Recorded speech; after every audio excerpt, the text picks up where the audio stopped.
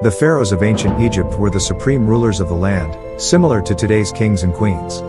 They were both the religious and political leaders of the country and were often thought of as one of the gods. Because of this, their duties included making sure the people were safe, and the country made a profit.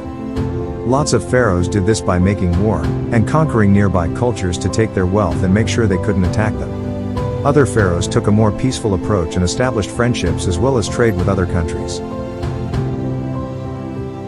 The word pharaoh comes from a Greek word, meaning great home. It was originally used to describe the kingdom, but eventually became the name of ancient Egypt's rulers.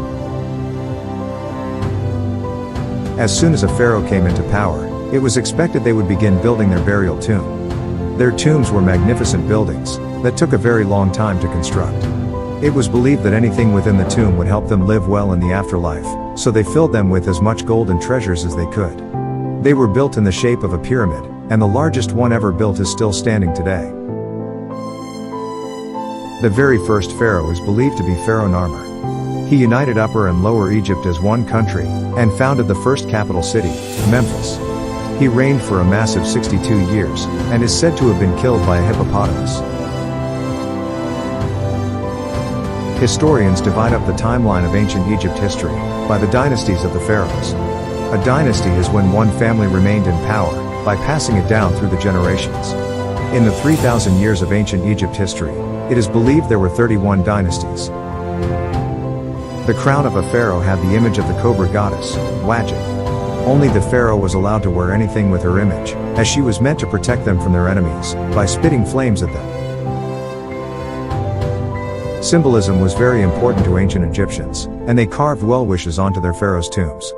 These were called cartouche and were in the shape of an oval ring said to symbolize a rope around the universe. Inside the cartouche would be the name of their pharaoh and hieroglyphs, the form of writing created by ancient Egyptians that is still studied today. Tutankhamun is often called King Tut. He became pharaoh when he was only 9 years old. He is very well known today because most of his tomb stayed intact. In 1922, British archaeologists Howard Carter and Lord Carnarvon discovered fabulous treasures inside his tomb, including his golden death mask. This discovery renewed people's interest in ancient Egypt, and the treasures have traveled all over the world to places like France, Japan and Canada for people to see.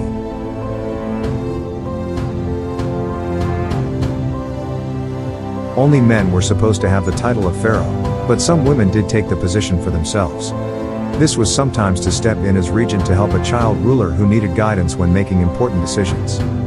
The very first woman to give herself the title of the pharaoh was Hatshepsut. She even began wearing a fake beard to make people accept her as ruler. She was the longest reigning female pharaoh, and was loved for creating trade deals with other countries and making Egypt a richer nation.